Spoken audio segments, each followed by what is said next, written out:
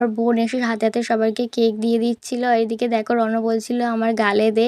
আমি বলছিলাম একমাত্র শালি বলে কথা, দে দে। আর এদিকে দেখো রণ এক গালে কেকটা খেয়ে নিল, মানে ও এতটাই ব্যস্ত খেলার প্রতি। তারপরে এদিকে আকাশের ভাইকে খাইয়ে দিল কেকটা, ও যেহেতু ছোট। তারপরে কিন্তু আমার মা পায়েস এনেছিল সবাইকে দেবে বলে, তারপরে একে একে পায়েসটা দিয়ে দিল। এবারে বলি চলো হাসির কারণটা। এইদিকে দেখো হাসির কারণটা, এতক্ষণ আমরা হাসছিলাম কেন। এদিকে আমাদের বুড়িসোনার অবস্থাটা কি করেছে দেখতেই পাচ্ছ, সেটাই তোমাদের সাথে ছোট্ট একটা ভিডিও ক্লিপ শেয়ার না করে থাকতে পারলাম না।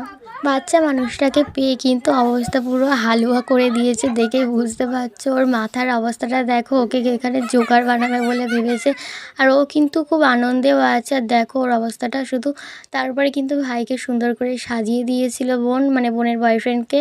আমি ওকে ভাই বলি। আর দেখো তারপরে সবাই মিলে আমরা খাচ্ছিলাম। দেখো এইদিকে আমার বয়ফ্রেন্ড মানে রনর অবস্থাটা, খেতে বসেও কিন্তু ওর আরসিবির খেলা দেখাও শেষ হচ্ছে। আর আমার বয়ফ্রেন্ডকে দেখেছো প্রথম থেকে কিন্তু এসে খেলা দেখতেই ব্যস্ত ছিল। যাই হোক, ও কিন্তু খেলা দেখতে ভালোবাসে, ওকে আমি কিছু বলিও না, খেলা দেখবে আবার কিছু বলার কি আছে, আরসিবি যেহেতু ফাইনাল খেলা। আর দেখো এখানে আমার বোন সবাইকে দাওয়া ধাওয়া করছিল, আর আমার একটা বোন আর আমি শুয়েছিলাম।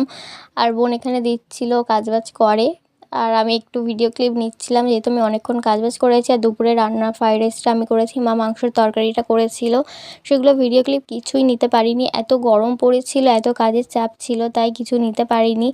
যাই হোক, এইদিকে দেখো সবাই খাচ্ছিল, আর খেতে খেতে রনখানে খেলা দেখছিল, আর এদিকে আমার বোন আর আমি শুয়েছিলাম। তারপরে আমি এখানে ভিডিও ক্লিপ নিচ্ছিলাম। জন্মদিনে কী কী ছিল মেনুতে সেটা আর একবার বলি চলো। ফ্রাইড রাইস ছিল, মাংসের তরকারি, চাটনি, পাঁপড়, স্যালাড, আর ছিল পায়েস। আর পায়েস ছাড়া কিন্তু জন্মদিনটাই বৃথা।